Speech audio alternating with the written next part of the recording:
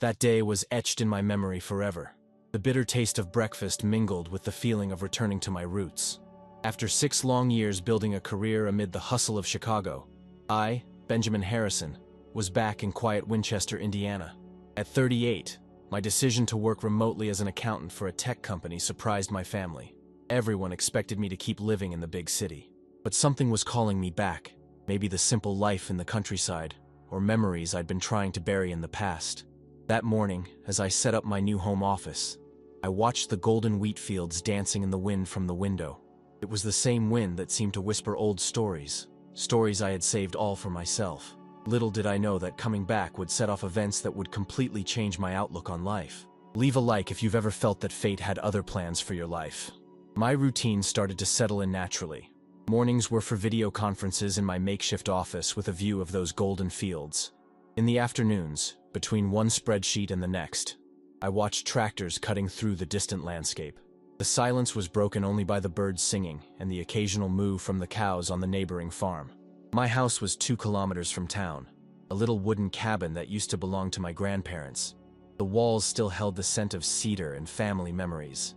At night, I'd walk down the dirt road, admiring a starry sky that the big city had always denied me. The day began like any other until my car started acting up. I drove slowly to the only repair shop in town, and that's when the past hit me like a punch in the gut. Alexander Matthews was bent over the hood of a pickup truck, his skilled hands handling tools with the same finesse he used to have behind the wheel of the school bus. He looked up as he heard my steps. Time had been kind to him. At 42, his graying temples only highlighted his striking face. His hands, now calloused from work in the shop, wiped on the cloth hanging from his belt before he greeted me. "Benjamin Harrison." His deep voice said my name with a smile of recognition.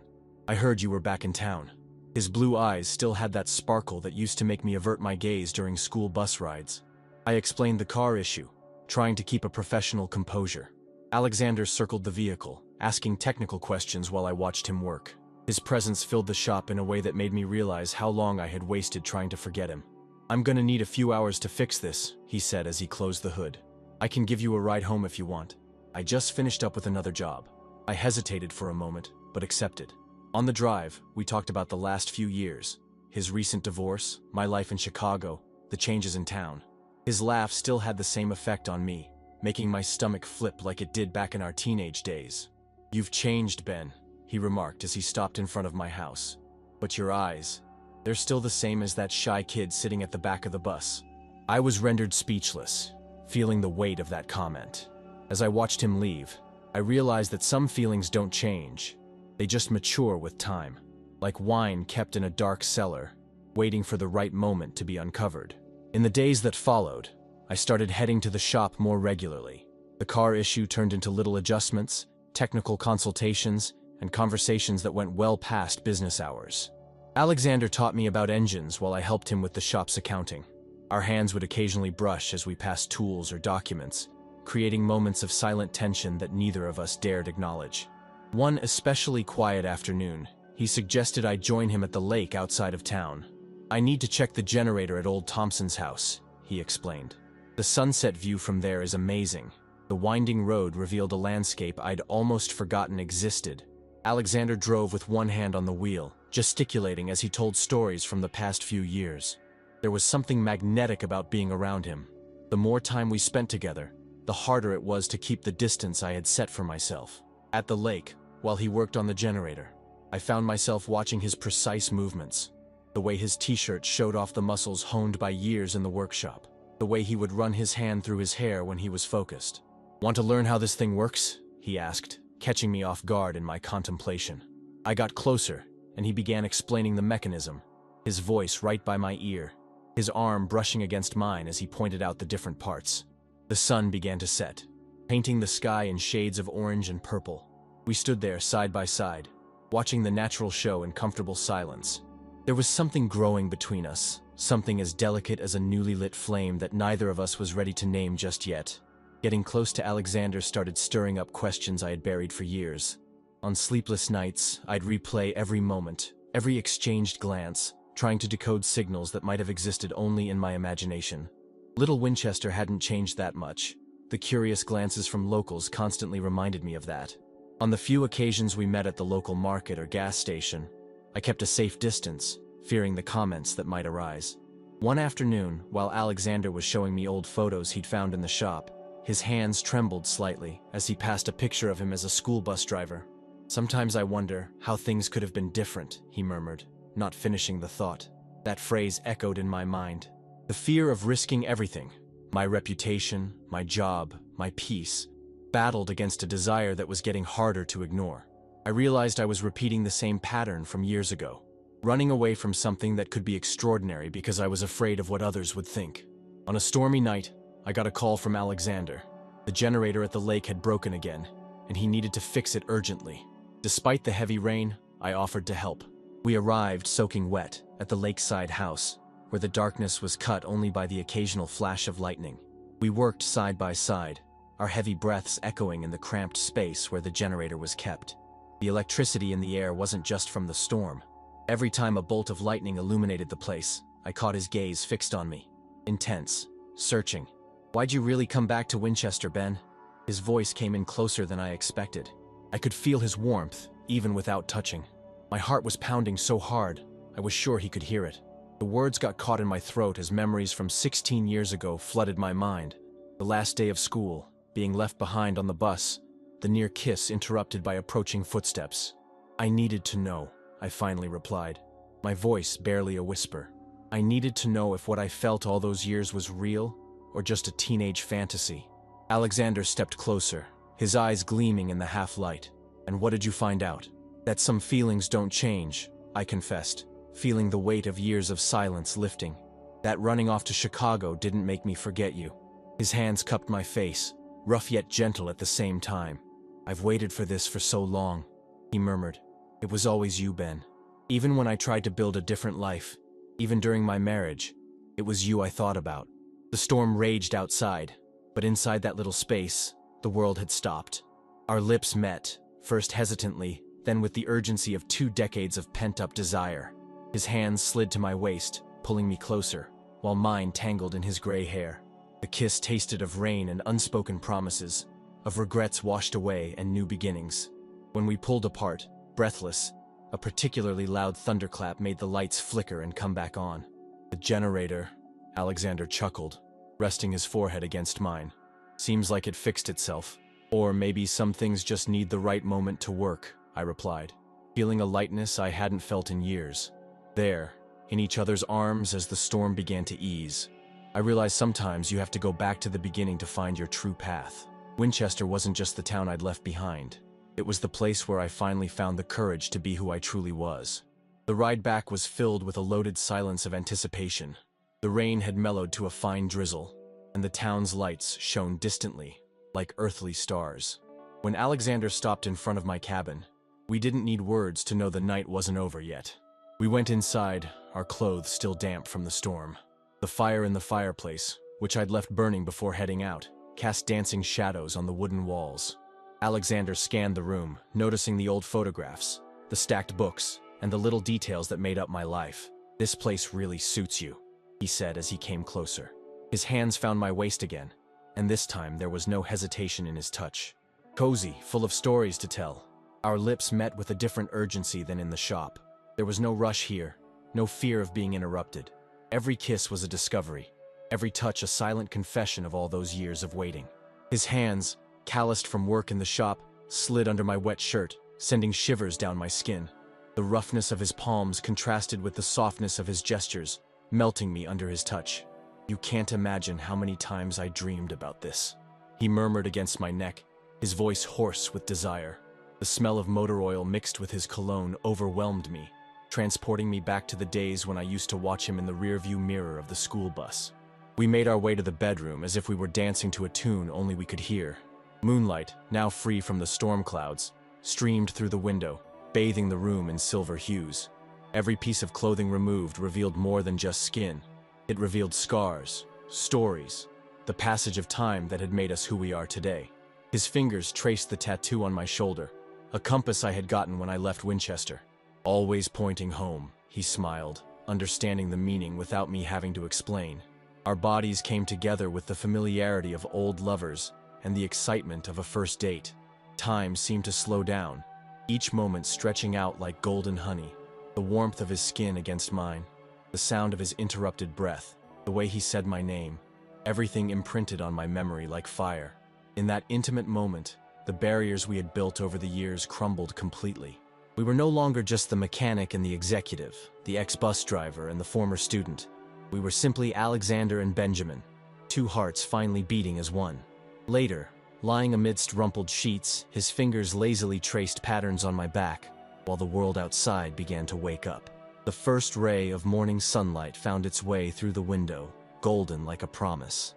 "Stay," I whispered, not just asking him to stay with me that morning, but for all the dawns to come. His answer was pulling me even closer, his lips meeting mine in a kiss that tasted of the future.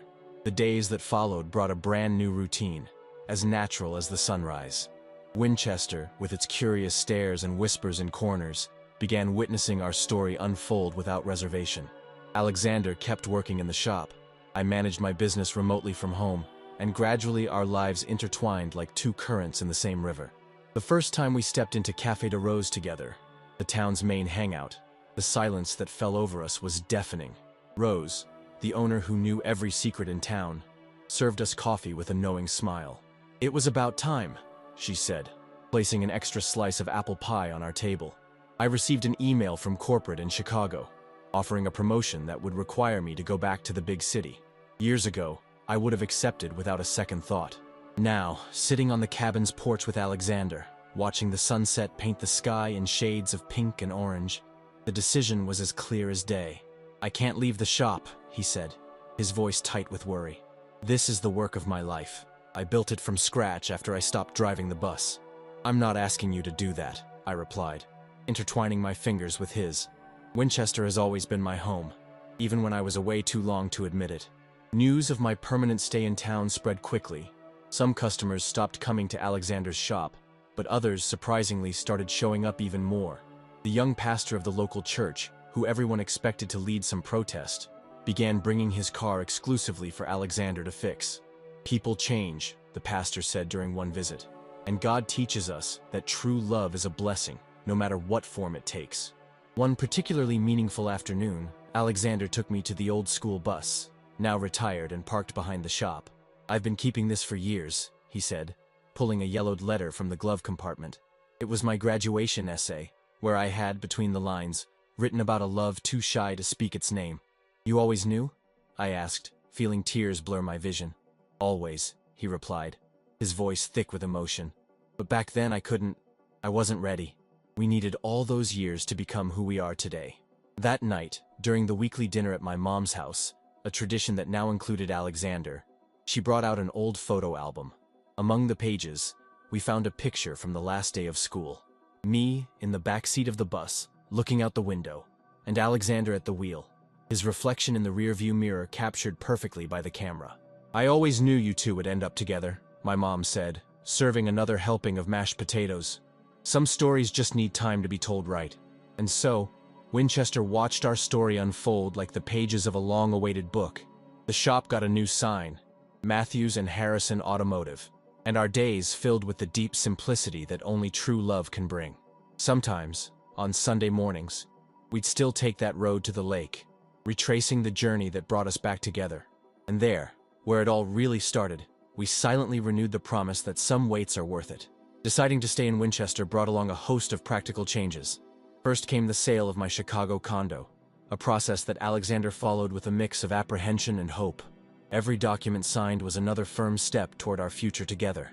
On an autumn morning, while we sorted through the last of the boxes that had come from Chicago, I found my old high school diary. Alexander sat down next to me on the office floor as I read aloud old entries, full of teenage angst and unreturned love. We laughed together about the coincidences, the missed chances, and the ones we'd found. "You know what's funny?" he said, holding a picture of me from graduation. "On the day you left for Chicago, I drove to the bus station. I sat in the parking lot watching your bus pull away. I even had a whole speech ready begging you to stay. Why didn't you say anything?" "Because you had to go. You needed to figure out who you were away from here. And I needed to learn to be brave enough to deserve you." The shop turned into our joint project. My management experience brought a fresh perspective to the business. We set up a computerized scheduling system, expanded our services, and soon had to hire 2 more mechanics to handle the growing demand. One especially hectic afternoon, I received a call from my old boss in Chicago. A directorship position was opening up, with a salary that would make anyone think twice. As he talked, I glanced at Alexander through the office window, patiently showing our new apprentice how to diagnose an engine issue. "Thanks for the offer, Richard," I replied, "but I've found my place." Sometimes success isn't measured in bank digits. The transformation of the cabin into our home happened gradually. Alexander's collection of books mingled with mine. His old tools found a spot in the garage next to my laptop, and the garden he'd always dreamed about began to take shape in the backyard. One night, sitting on the porch with cups of coffee and watching the town's lights, he handed me a small package. Inside was an old key attached to a keychain in the shape of a school bus. "It's the key to the first bus I ever drove," he explained. "I kept it all these years because that's where our story began. Now, I want you to have it, as a promise that no matter how many detours life throws at us, we'll always find our way back to each other." Winchester stopped being just the town I'd left behind. It became the backdrop of our redemption story. The streets that once felt stifling now told stories of acceptance and change. The lake, our first confession, turned into our weekend retreat. In a small town where everyone knows everyone, our story became part of the local fabric. We were no longer just the mechanic and the executive who defied expectations. We were simply Alexander and Benjamin, 2 men who found love at the right time and in the right place. And so, choosing to stay wasn't just a choice. It was a recognition that sometimes you have to travel the world only to discover your heart has been home all along. Subscribe to the channel and leave your like to get more stories like this. Today, 5 years after my return to Winchester, I sit down to write these final words as I watch Alexander tending to the rose bushes we planted together. Time has woven its subtle changes into both of us. Some extra strands of silver in our hair, deeper smile lines, but the love that brought us here has only grown and matured. Our story isn't just about 2 men who found love in a small town. It's about having the courage to face our deepest fears, about the transformative power of being genuine, and about how it's never too late to write a new chapter in our lives. Winchester changed with us. The shop, now a thriving family business, became a symbol that progress and tradition can go hand in hand. Young people who once dreamed of leaving now see in our story a reason to believe that you can be who you are, even here. For those still hesitant on their own journeys of self-discovery, here's what I leave you with. Don't let the fear of judgment silence your heart's true voice. True love, whatever form it takes, has the power to transform not only our lives, but also those around us. And for those who, like I did years ago, carry a silent love in their chest, remember, sometimes you have to take 1 step back to take 2 forward. Sometimes the longest road is exactly the one you need to travel to get where you were always meant to be. Alexander is calling me now. He's discovered the season's first rosebuds and wants me to see them. It's in these small moments that I find daily confirmation that every choice, every fear faced was worth it. Because in the end, it's not the big decisions that define our story, but the bravery to live each day true to ourselves and to those we love. And if there's one thing I've learned on this journey, it's that when love is real, it always finds its way back home. This is our story. What will yours be? Subscribe to the channel and leave your like to get more stories like this.